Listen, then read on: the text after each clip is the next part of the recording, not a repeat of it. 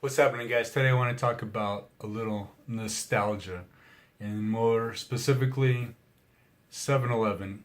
And it doesn't necessarily have to be 7-Eleven.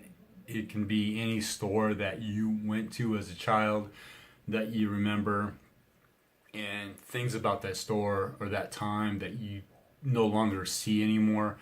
Technology's changed, products have changed, what the store carries, and if it's still here, what it no longer carries, and what you miss about that store.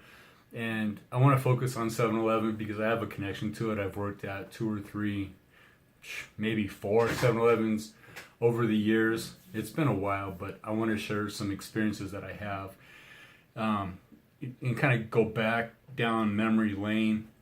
And it seems kind of a weird thing to talk about a convenience store and associating memories with that, but I have a lot of memories with really odd things, and I think you'll get a kick out of this a little bit. And if you were a child of the 70s and 80s, you might even remember some of this stuff. So my earliest memories of 7-Eleven and convenience stores, even liquor stores at the time, because when I was young in the 70s, liquor stores also sold candy and sodas and snacks. So going into a liquor store at the time was not an uncommon practice. They had things for people that did not buy alcohol. And one thing I remember is, this exists today but in a different form. When you open up a door at a convenience store or wherever, you'll hear the bell ding ding go off, and that's a sensor the door has on it somewhere. But back in the day, it was an electronic eye that shot a beam from one side of the door to basically a reflector, and when you passed that and broke the beam, the bell would go off. And some of the things we did as kids, a friend of mine or one or two, we had one store in particular that we singled out. I'm sure we did this at 7-Eleven also, is if you didn't break that beam and the employee was not at the register or saw you come in, you could get into the store and unnoticed. The employee would not know you were there. So sometimes we stepped over the beam very carefully, or we actually got on the ground and went under the beam. So we were in the store, free range of anything we wanted. Yes, we shoplifted back in the day. And the employee would be none the wiser. So we could go in there, sneak under or over the electronic eye at the beam at the door, grab whatever we thought we could, and take off. Even if we hit the beam on the way out, damage is done, and we are out of there. Bikes are there, take off down the street. Not that that's a good thing and I endorse that. That's just something that happened back in the day. And if you can relate to that, you might get a chuckle out of that. Another thing is with the electronic eye beam at the door. Sometimes on the way out or on the way in, whatever, of a particular store, 7-Eleven, I would bend the reflector over to the side so it would never ring at all. No matter who came in, that eye would go straight across the room and to a wall or whatever, and it wouldn't ding, just to piss the people off that worked there. I'm sure they would fix it within a few moments, but just to be a little a-hole back in the day. And do you remember, kind of jumping around here, but back in the day at 7-Eleven, do you remember single can sodas that they would have for sale? 25, 35, 50 cents a can. Single cans. It was before the 1 liter bottles of soda or whatever it is. They would sell single liters of soda back there.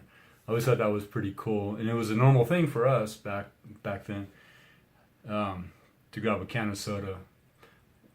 They have just 12 packs now. I don't think even 6 packs exist of soda anywhere anymore. You remember 6 packs of soda?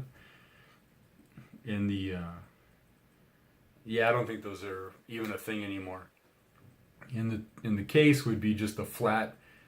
It wouldn't be in a box. It would just be a flat of soda with 4 6 packs in the flat, the small cardboard box that was about so big. And I think I remember, if not 7-Eleven, maybe some other places it's local to me at the time. Penny candy. Do you remember that? Or you could go to 7-Eleven with a dollar bill and come back with a shirt. You would just stuff your shirt full of candy, or a bag if they had one. You'd be good for the day, maybe a couple days. You made out like a thief with a couple dollars, and you would just have a ton of candy. I always thought that was cool, way back when.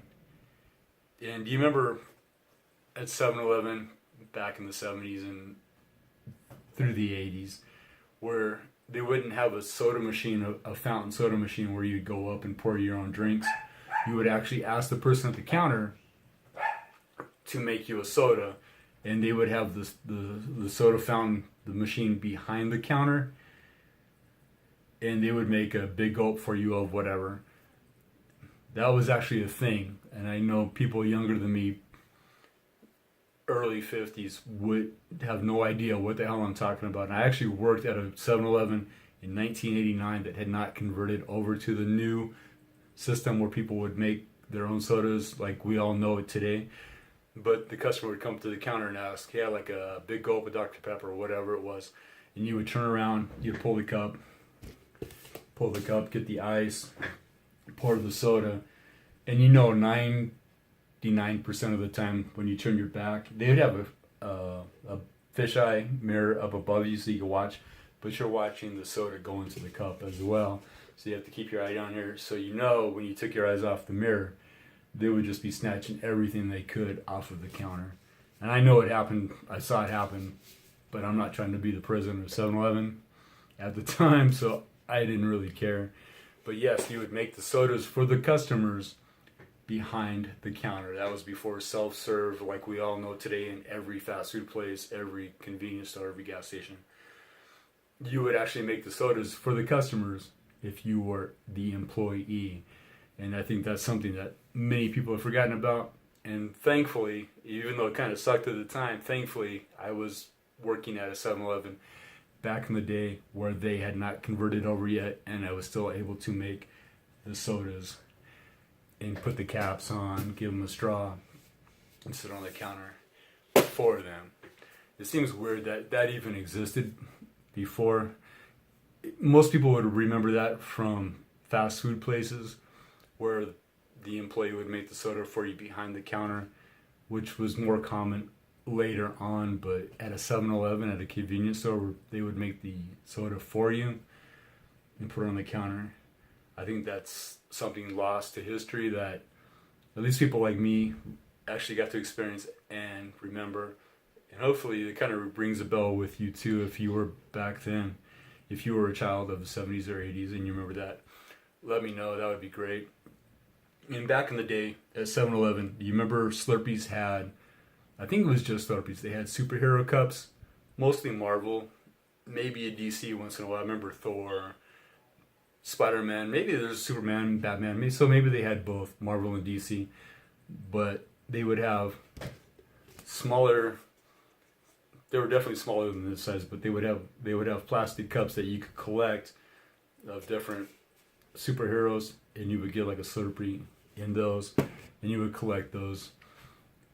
And I haven't looked for them for a while, but I've looked on eBay for those particular cups, and to find those in good condition and a complete set, the prices they're not insane. You can afford them, but they've definitely gone up in value over the years. And I think that's something I miss. It's a different world now. Marketing and things like that weren't so intensified. Now everything is focused on getting every single dollar out of everybody, no matter whatever you experience, movies, TV, comics, whatever. So I miss those days where they had these superhero Slurpee cups and you could collect those. And they've had different generations of those too. Mostly the 70s, I remember those. So that's another thing. And I remember, I believe it was the Muscular Dystrophy Association fundraising drives where they would give you a bag at 7-Eleven that you would keep in your car, and it was for pennies and change and things like that. Whatever you got change. That's back in the day when everybody had money Nobody used credit cards for day-to-day purchases. Nobody had debit cards. And you would throw your pennies and your change, whatever, into this bag, and once it got full, you would take it back to the store and donate it. Some places still have the containers on the counter where you stuff your money in and donate to a certain cause, but they would actually give you a physical plastic bag that you would keep in your car. So every time you had some change, you would take it out of your pocket or whatever from the drive-thru or whatever, and you throw it in there, take the bag, and give it back to the employee at 7-Eleven. And that would be your donation for, I believe maybe it was March of Dimes, but I believe it was for MDA, Muscular Dystrophy Association. I may be wrong. If I am, correct me. I haven't looked this up on Google, so I'm just going off memory right now. And I believe 7-Eleven used to give you plastic trash bags that you would hang on your car somewhere. They would have just a long rectangular trash bag that you would hang in your car somewhere on a knob. So you would be less likely to throw trash out of your window. And back in the day, in the 70s, that was quite a thing, just to chuck trash out of your car that you didn't want to keep in your car. And I think it all goes back to, I guess, just the mentality of the day, where people would just trash everything, chuck it out the window. And I think it's connected to, or it spawned, the old commercials of the Native American standing on the side of the road, and he would see people just throwing trash out of their car and onto the road. So to curb that, I believe 7-Eleven used to give you trash bags that you would hang in your car. You get done with a candy wrapper, cigarettes, or whatever, and you would stuff it in this bag, and you'd be less likely to throw that stuff out the window. So I remember that quite well. And I'm sorry, I'm jumping around here. But in the late 80s, I worked for 7-Eleven also. And do you remember 7-Eleven having a little arcade in the back of the store? You walk in, they would have the magazine rack. Here would be the register here, but they'd have the magazine rack with comic books stuffed in, magazines. But in the back and the side, they would have two or three video games, usually Duck Hunt and a couple of other things like that. And unfortunately, that's a thing of the past. Everything's digital, in your pocket, on your laptop, whatever. And it sucks that that's gone now. I'd take $5 or $10 and spend an hour or so in that little miniature arcade in the back inside of 7-Eleven, having a great time. It was great. Do you remember the magazine rack in 7-Eleven at all? Do people even buy magazines anymore? I can't remember the last time I actually bought a magazine intentionally to read it. It's been forever. And 7-Eleven used to have these magazine racks, and they would have comics on the side, and I would buy 3 or 4 or 5 comics a week. And God, I wish I had those back now. Even though they're from the 80s and 90s, I still wish I had those. So that's the thing of the past that's gone and never will return again.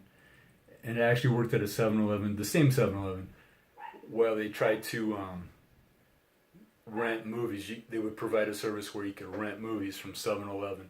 And this was such a chaotic pre-technology system. I remember my eyes would roll every time somebody would want to rent a movie from 7-Eleven, and I was on shift at the time. They had this pen with a wire connected to the register or something like that, and it had an eye on the end where you would scan the barcode of the movie and register all the information from the customer, and it was all manually input, and it was just a chaotic pain in the ass. It did work maybe 5% of the time, but 95% of the time it sucked. You'd have to write out a paper receipt, if I remember right. And you weren't even sure if the customer got charged, if that movie went onto their account, and if it didn't go onto their account, why would they return it, right? And it was all VHS back in the day. But I remember that would stop up my line. I would customers back against the wall, upset at me because of something I could not control. The movie system, the movie rental system that they wanted to provide was insanely full of flaws and holes, and it was very pre-technology, very very user unfriendly, and it sucked. But if you remember that, trying to rent a movie from 7-Eleven back in the day, this was the late 80s that I remember that happening. Do you remember comic book, the turning comic book display that you would see in grocery stores and things like that? I believe 7-Eleven have them also, maybe not, but I remember those being in small grocery stores when I was younger. The one that would spin and you would have a row of comics, you spin it and there'd be another row of comics. Just right there. There was no barcode comic, there was no direct comic where you would get it at a comic book store with the image, not a barcode on it. There was just one kind of comic books, and they were all stuffed into these metal racks. I imagine trying to find a mint condition anything back in the day when the guy that worked there was probably in his 50s, 60s, didn't give a crap about comics because he knew some dumb kid would buy them. Didn't care about condition, he was just stuffing them in there left and right. And I think the last comic I bought like that in a comic book rack was at a local grocery store, and I bought G.I. Joe #1 from Marvel, and I was a jackass. I got rid of it. I sold it right away, and I wish I had that issue right now because it's cool for one, and it's worth a lot of money right now. I think that's the last one I remember buying from a comic book rack that would spin. You could kind of spin it around and see what they had for that month. And those are definitely a thing of the past. Anything dead tree technology or analog related is definitely a thing of the past, and it sucks. But yeah, that's my little trip down memory lane for convenience stores, 7-Elevens, whatever you may want to call it. If anything you remember that I talked about rung a bell, and you're like, hey, I remember that, let me know. And I definitely miss those days. I wish those days were back, and they'll never be back, and that sucks. So maybe this will inspire you to make a video, post it online, of things you remember that will never return, technology related, pop culture related, whatever it may be. So thanks for hanging out for a few minutes, listening to me ramble about some crap that you probably didn't care about. But hopefully it kind of jarred your memory and you remember some good times from back in the day, from the 70s, the 80s, that are no longer here, and maybe we could all start sharing memories of those times. Those days are 30, 40 years ago already, believe it or not, and it's amazing how fast the time has passed and how quickly things have changed. So if we can preserve a little bit of that, at least through video, document it, get it out there. And I don't care how it looks or how it sounds. Make a video, put it on YouTube, tag it with all the appropriate words, whatever like that. And maybe somebody like me will come by and see it, and it'll ring a bell with me, like, hey, I forgot totally about whatever that guy was talking about. And it just might make somebody's day, who knows. So like I said, once again, thanks for watching, thanks for hanging out. I ramble a lot, I apologize, and come back soon. I'm going to talk about a lot more nostalgia, autographs, comics, toys, whatever, soon. So we'll see you soon. Thanks for watching. Bye.